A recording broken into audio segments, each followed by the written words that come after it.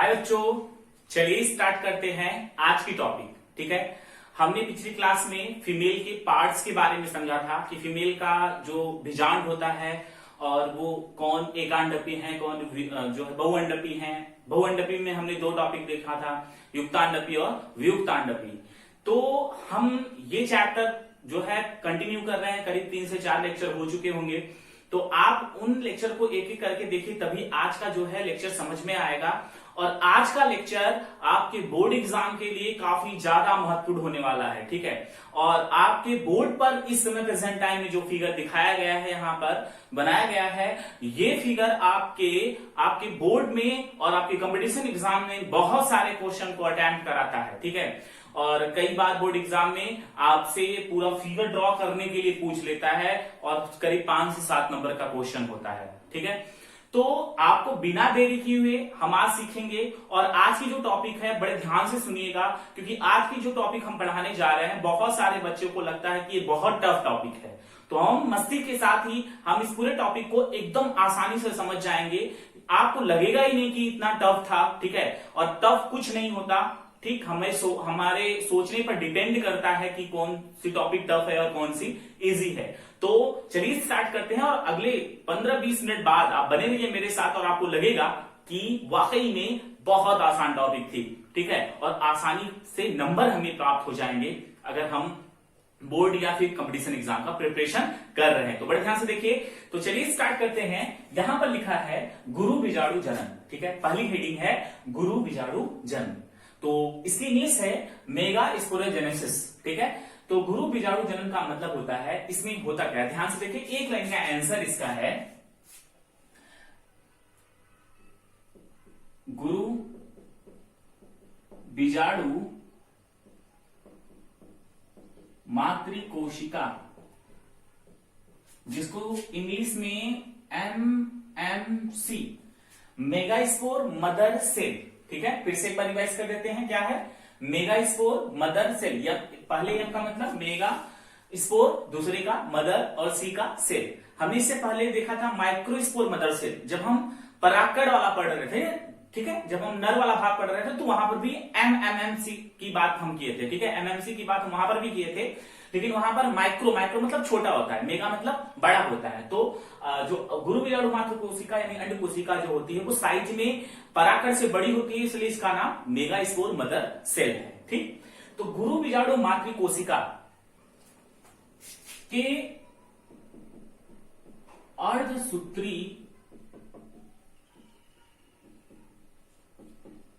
अर्धसूत्री विभाजन के फलस्वरूप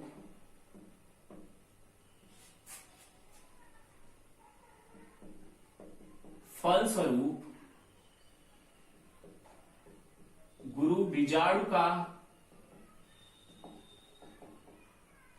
निर्माण होता है। गुरु बीजाणु का निर्माण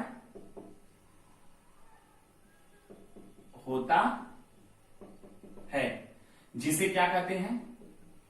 जिसे गुरु बीजाणु जनन कहते हैं। जिसे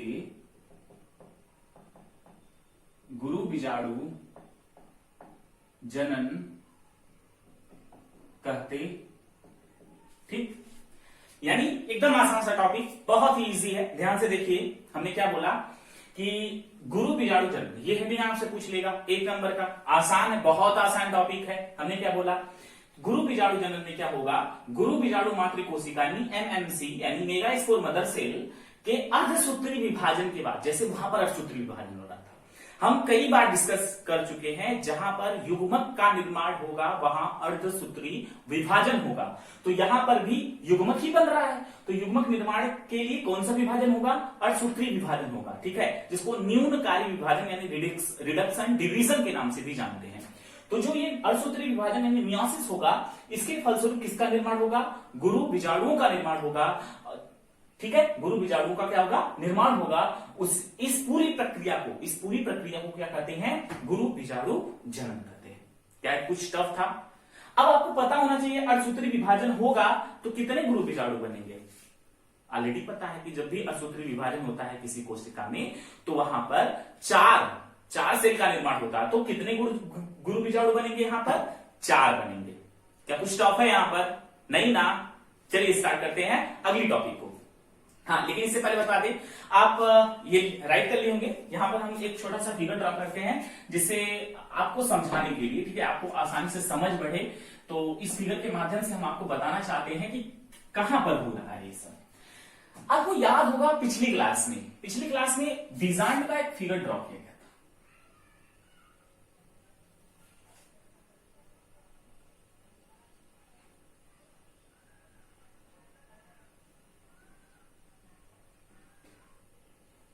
ठीक है,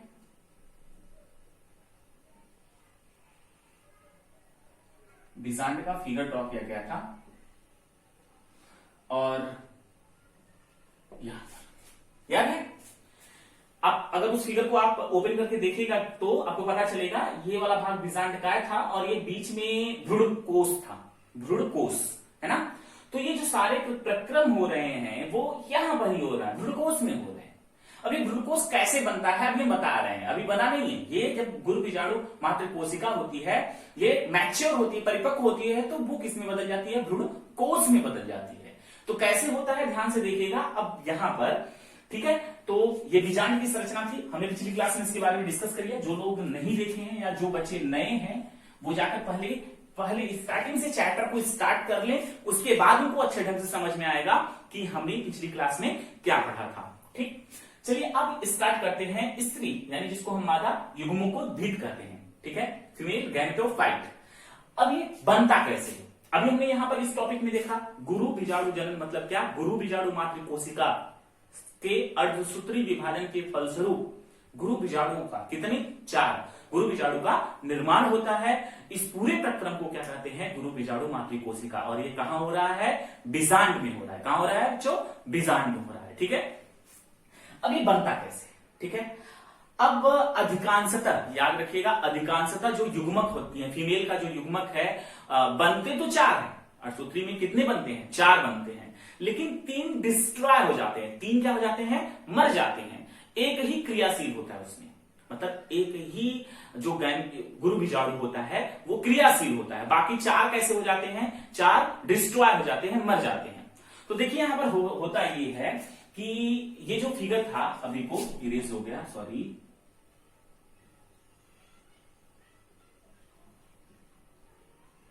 ठीक है, ये जो फिगर दिखाई दे रहा है आपको यहां पर, ये चारों तरफ क्या था? इसके चारों तरफ ये बीजांड था, ठीक है, चारों तरफ बीजांड। तो ये बीजांड है, ठीक है, बीजांड काय जिसको कहते हैं, बीजांड काय, जो कि अंदर, इसके अंदर कौन सी कोशिका है? गुरु बीजाणु मातृ कोशिका। हालांकि हमने जब इसका फिगर ड्रॉ किया था ना, डायरेक्टली क्या लिखा था वहां पर? भ्रूणकोश लिखा था। तो भ्रूणकोश वहां बन रहा है, अभी बना नहीं है। देखिए क्या हो रहा है यहां पर, ध्यान से देखिएगा, फोकस करिएगा यहां पर। तो ये जो बीजांड काय है ये इस गुरु बीजाणु मातृ कोशिका को क्या देता है? भोजन देता है। क्या देता है? भोजन देता है। वहां नर युग्मक में क्या देता था? कौन देता था भोजन? टेपिटम देता था। और यहां पर कौन दे रहा है? यहां पर बीजांड काय गुरु बीजाणु मातृ कोशिका को क्या देगा? भोजन देगा। तब ये गुरु बीजाणु मातृ कोशिका कौन सा डिवीजन करेगी? अर्धसूत्री विभाजन। अभी तो बताया ना, अर्धसूत्री विभाजन। ओहो, कोरोना काल में आप लोगों को दिमाग थोड़ा कम चला। ध्यान से देखिए, बहुत ही आसान है ना। फिर से देखिए, जो बीजांड का है वो तो ये चारों तरफ का है ना। जो आप फिगर को पलट कर देख लीजिए, आपको समझ में आएगा। चलिए हम आपको बुक में ये फिगर दिखा देते हैं। ये देखिए, यहां पर आप देख पा रहे होंगे, ये जो बीजांड, ये पूरा बीजांड काय की संरचना है, ठीक है, मतलब बीजांड की संरचना ये पूरा। और बीजांड की संरचना, ये बीच वाला जो भाग दिखाई दे रहा है आपको, इसका नाम क्या है? भ्रूणकोश है। इसका नाम क्या है? भ्रूणकोश। और भ्रूणकोश के चारों तरफ ये वाला भाग जो दिखाई दे रहा है, ये क्या है? बीजांड काय है, ठीक है। तो यही चीज हम आपको बताना चाह रहे हैं। बीजांड काय, ये जो अभी जो वहां बुक में बीजांड जो फिगर बनाया गया है वो भ्रूणकोश शो कर दिया है, लेकिन वो कैसे बना है आज के इस टॉपिक में समझ में आएगा कि वो भ्रूणकोश कैसे बना है, ठीक है। तो हुआ ये है कि ये जो बीजांड काय है ये गुरु बीजाणु मातृ कोशिका को क्या देता है? भोजन देता है। तो गुरु बीजाणु मातृ कोशिका क्या करती है? अर्धसूत्री विभाजन। अभी हमने देखा, ठीक है, अर्धसूत्री विभाजन जो भी हमने डिफिनेशन देखा उसी में हमने बताया कि गुरु बीजाणु मातृ कोशिका क्या करती है? अर्धसूत्री विभाजन। अब अर्धसूत्री विभाजन होगा तो एक कोशिका किसमें पहले बटेगी? 2 में। तो यहां लिखा भी है, देखिए, गुरु बीजाणु द्वितीय। एक कोशिका बटे कितने में? 2 में। और ये चारों तरफ जो कोशिकाएं देख रहे हैं ये कोशिकाएं बीजांड काय की है। बीच के ये दो हैं कोशिका, एक था यहां पर, यहां कितना हो गया, 2 हो गया। अब आपको इतना तो पता है कि असूत्री होता है तो कितने बनते हैं, 4 बनते हैं। कितने बनते हैं, 4। अब यहां पर गुरु बीजाणु जो 1 से 2 हुआ तो 2 से कितने होंगे, यहां पर 4 बने। देखिए यहां पर 1 2 3 और 1 4, तो 4 किसका निर्माण हो गया, 4 बीजाणु का निर्माण हो गया, है ना, 4 बीजाणु बन गए। ये सिस्टम हो गया किसका, ये पूरा का पूरा, इसको हम बोल देंगे गुरु बीजाणु जनन कहेंगे। ठीक है, अब 4 जो ये बीजाणु बने हैं, 4 बीजाणु बने हैं, अधिकांशतः पुष्पी पादपों में 3 डिजेनरेट हो जाते हैं, डिस्ट्रॉय हो जाते हैं, कह सकते हैं, या नष्ट हो जाते हैं, बाकी 1 बच जाता है। ठीक है, ठीक है, 3 डिस्ट्रॉय हो जाते हैं, मर जाते हैं, 1 बच जाता है। ठीक, तो यहां पर देखिए, मान ये 3 मर गए, ये 3 क्या हो जाते हैं, मर गए। 4 तो बने, असूत्री से 4 बने, लेकिन 3 मर जाते हैं, और ये क्या करता है, ग्रोथ करता है। जब 1 बचता है, यहां पर आइए, जब 1 बचता है ये, तो एक जो ये बचा, ये जो 1 बचा है, ठीक है, एक जो ये बचा है, इस अवस्था को क्या बोलेंगे, एक बीजाणुज बोलेंगे, एक बीजाणुज।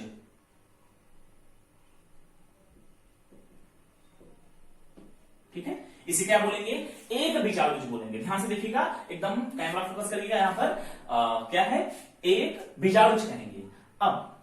अब मैच्योर होगा, जो एक बीजाणु था, ये क्या है, फीमेल गैमेटोफाइट, यानी कि मादा युग्मकोद्भिद है। ये क्या है, मादा युग्मकोद्भिद। ठीक है, अब ये मादा युग्मकोद्भिद भ्रूण कोष कैसे बनता है, हम इसको डिस्कस करना चाहते हैं। ध्यान से देखिएगा, भ्रूण कोष कैसे बनता है। ठीक, अब एक बीजाणु जो है, अब यहां पर एक न्यूक्लियस है, ध्यान से दिखाई दे रहा है आपको, ये न्यूक्लियस है। बुक में फिगर दिया नहीं है, हालांकि यहां से दिया है, लेकिन आप यहां पर फोकस करिएगा, आपको समझ में आएगा।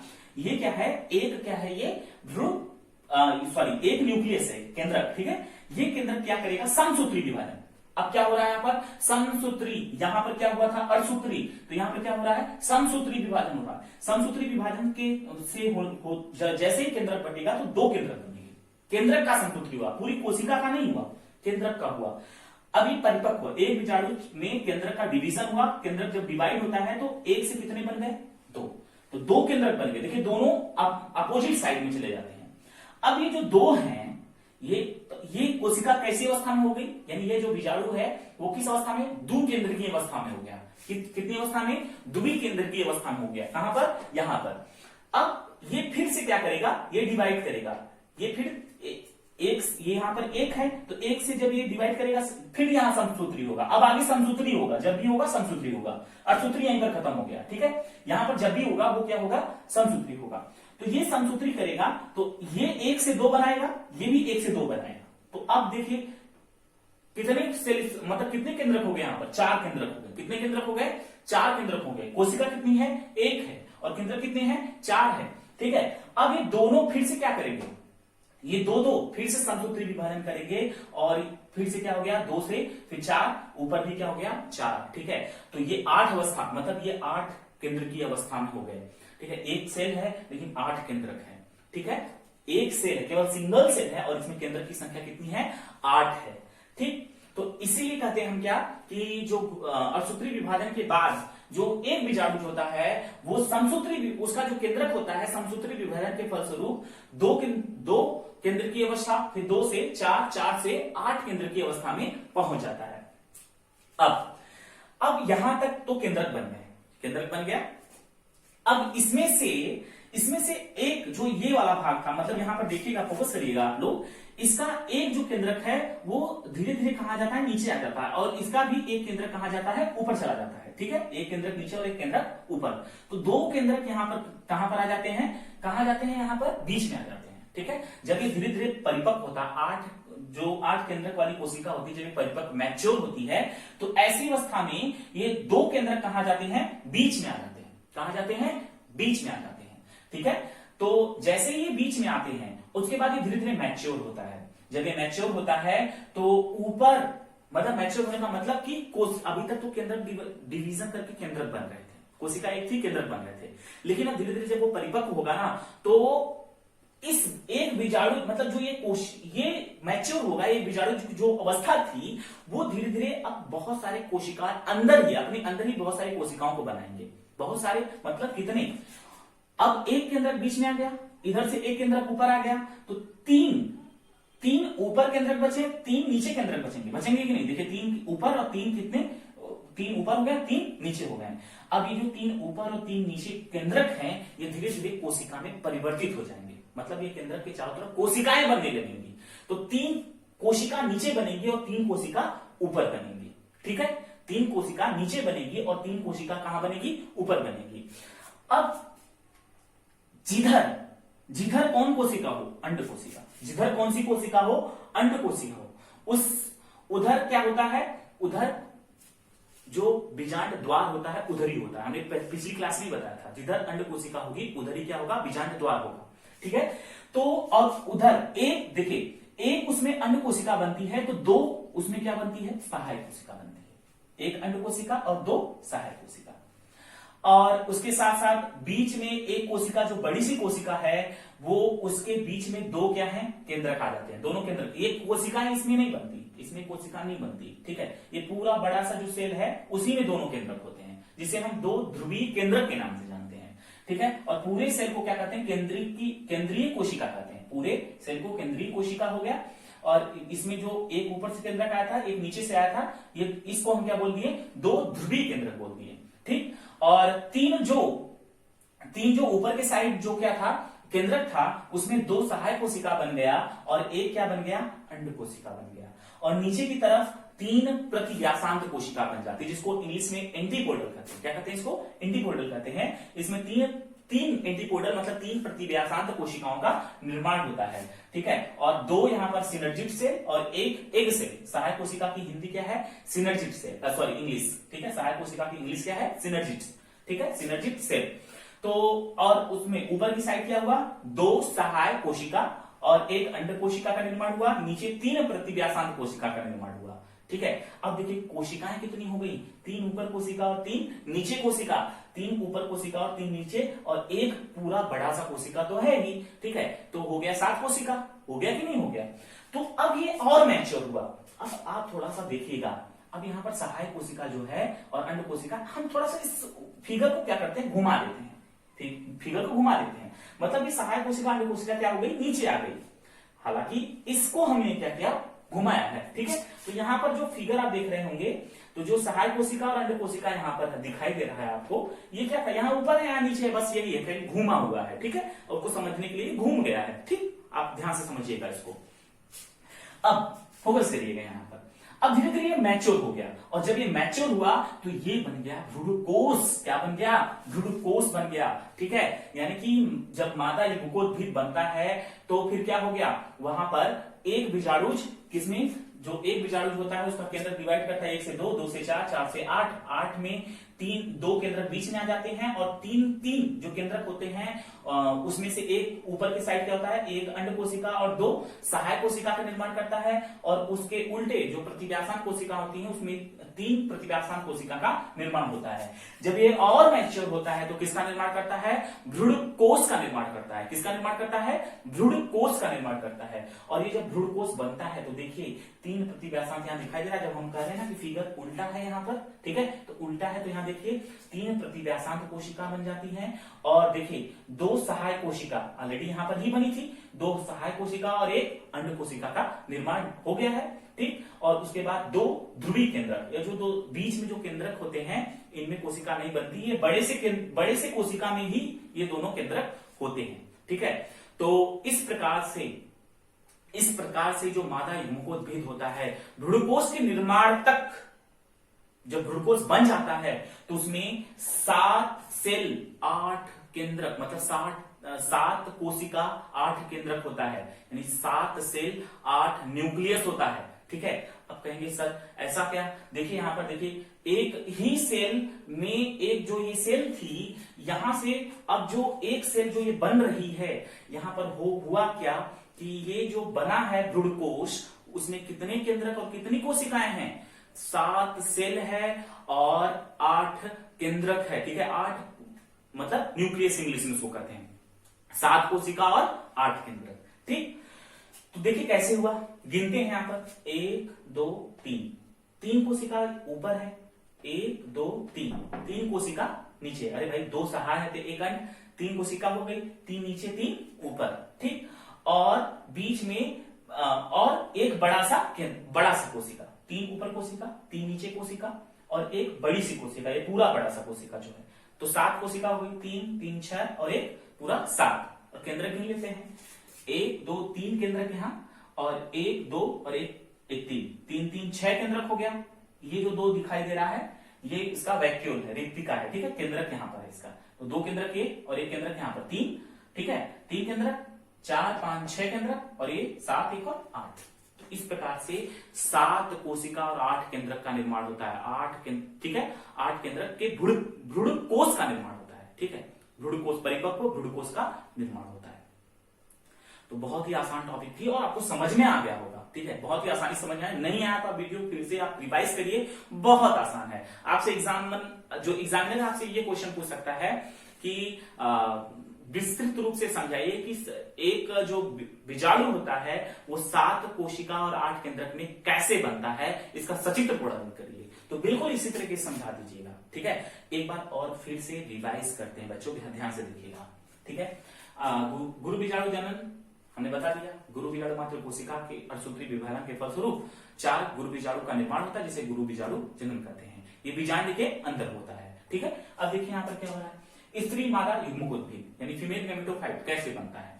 तो जो गुरु बीजाणु मात्र कोशिका होती है, इसको भोजन देने का काम कौन करता है, बीजांड कार्य करता है। कौन करता है, बीजांड का। तो फिर गुरु बीजाणु मात्र कोशिका कौन सा विभाजन करेगी यहाँ पर, बताइए। अभी बताए थे अर्धसूत्री विभाजन। कौन सा विभाजन, अर्धसूत्री विभाजन। अर्धसूत्री विभाजन से 1 से 2 और 2 से कितना हुआ, 4 कोशिका बनता है, आपको पता है अर्धसूत्री विभाजन के फलस्वरूप। जब ये गुरु बीजाणु 4 गुरु बीजाणु का निर्माण होता है, लेकिन अधिकतर पुष्पी पादपों में 3 क्या हो जाते हैं, डीजेनरेट हो जाते हैं, मर जाते हैं, और एक क्या होता है, सही परिपक्व होता है, यही विकसित होता है।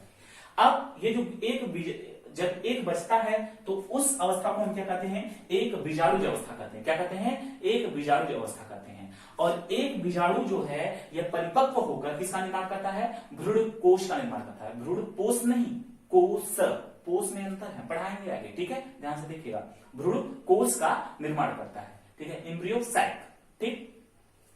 तो एक बीजाणुज परिपक्व होकर भ्रूण कोश का निर्माण करता है। कैसे करता है, एक बीजाणुज के अंदर उपस्थित केंद्रक समसूत्री विभाजन के फलस्वरूप 2 केंद्रक का निर्माण करते हैं, फिर 2 4 केंद्रक का और 4 8 केंद्रक का निर्माण करते हैं। इस प्रकार से जो एक बीजाणु मतलब एक कोशिका के अंदर 8 केंद्रक हो जाते हैं। अब जो 8 केंद्रक हुए हैं उसमें से एक केंद्रक बीच में आ जाते हैं, ठीक है। यहाँ पर देखिए बीच में आ गए हैं, और जो 3 ऊपर और 3 नीचे जो केंद्रक होते हैं ये कोशिका में परिवर्तित होने लगते हैं, और जिसके फलस्वरूप 2 सहाय कोशिका, मतलब एक साइड 2 सहाय कोशिका और एक अंड कोशिका का निर्माण होता है, और दूसरी साइड 3 प्रतिव्यासांत कोशिका का निर्माण होता है। यही फिगर आपको यहाँ पर ऊपर टिल्ट करके दिखाया गया है, मतलब ऊपर घुमा दिया गया है। तो 3 प्रतिव्यासांत, यहाँ 3 प्रतिव्यासांत नीचे थी, ठीक है, यहाँ पर ऊपर है, तो 3 प्रतिव्यासांत कोशिका का निर्माण, यानी एक परिपक्व भ्रूणकोश में 3 प्रतिव्यासांत कोशिकाएं होती हैं, और नीचे की तरफ 2 क्या होता है, सहाय कोशिका और एक अंड कोशिका, और 2 बीच में क्या होता है, केंद्रक होता है। तो जो 2 केंद्रक होता है वो एक ही बड़े वाले सेल में होता है, यानी जो ध्रुवी केंद्र की कोशिका होता है उसमें होता है। तो इस प्रकार से जो एक परिपक्व भ्रूणकोश होता है, फीमेल गैमेटोफाइट के दौरान जो परिपक्व भ्रूणकोश बनता है उसमें 7 कोशिका 8 केंद्रक होता है, 7 कोशिका 8 केंद्रक होता है, ठीक है। एक बार यहाँ पर देख लीजिएगा, आप यहाँ पर ध्यान से देखिएगा, ये लिखा है तंतुरूप समुच्चय, ठीक है, तंतुरूप समुच्चय। तो एग्जामिनर कभी कभी जो कंपटीशन एग्जाम में पूछा जाता है क्वेश्चन कि जो पराग नली होता है उसको रास्ता दिखाने का काम कौन करता है, तो कौन करता है, तंतुरूप समुच्चय का। तो तंतुरूप आपसे पूछेगा कि पराग नली को रास्ता दिखाने का कार्य कौन करता है, तो तंतुरूप समुच्चय करता है, ठीक है, तंतुरूप समुच्चय करता है। तो क्लियर हो गया, आज की टॉपिक बहुत आसान थी, आई होप आपको समझ में आई होगी, और आप इंजॉय करके आप पूरी क्लास को देखे होंगे, और बने रहने के लिए आपको धन्यवाद। और इंपॉर्टेंट है आपके बोर्ड एग्जाम के लिए और आपके कंपटीशन एग्जाम के लिए, ठीक है। तो आपको चिंता करने की जरूरत नहीं है, नोट साथ में बनाते रहें, फिगर ड्रॉ कर लीजिएगा क्योंकि फिगर इंपॉर्टेंट है, एग्जाम में आता है, ठीक है। और इससे पहले आपको बता दें हम कि वीडियो बंद करने से पहले एक क्वेश्चन का जवाब हम मांगे थे आपसे पिछले वीडियो में, अगर याद होगा, अगर जो लोग पूरा वीडियो देखेंगे तो जरूर। उसमें राहुल सोनकर करके एक बच्चा था जिसने, मतलब जो स्टूडेंट है वो बहुत ही पहले आंसर दिया और सही आंसर दिया। हमने उसमें क्वेश्चन पूछा था आपसे कि ऐसे पौधे का नाम बताना जिसकी पत्ती से क्या बन जाता है, एक नए प्लांट का निर्माण हो जाता है। तो उसमें उसने बताया था बिगोनिया और अजूबा, ठीक है, रायफिल्लम। तो बहुत ही बधाई हो राहुल सोनकर जी, आपने इसका आंसर सही दिया। और जो बच्चे अगर पढ़ रहे हैं, रिवाइज नहीं करेंगे तो आप आंसर, मतलब इस तरह के क्वेश्चन का आंसर नहीं दे पाएंगे, ठीक है। तो चलिए आज भी एक क्वेश्चन आपसे पूछ लेते हैं, ठीक है। एक और क्वेश्चन पूछ लेते हैं। आप हमें बताइए, आप दो एग्जाम्पल, कंद का दो एग्जाम्पल बताइएगा, ठीक है। जो पहले इसका आंसर देगा उसका नाम नेक्स्ट वीडियो में हम बताएंगे कि इस बच्चे ने इसका पहले आंसर दिया है, ठीक है। तो कंद से मतलब कंद क्या है, और एक एग्जाम्पल आप बताएंगे उसमें जिससे एक नए प्लांट को बनाया जाता है, ठीक है। ठीक, तो आप इसका आंसर आप कमेंट बॉक्स में लिखिएगा।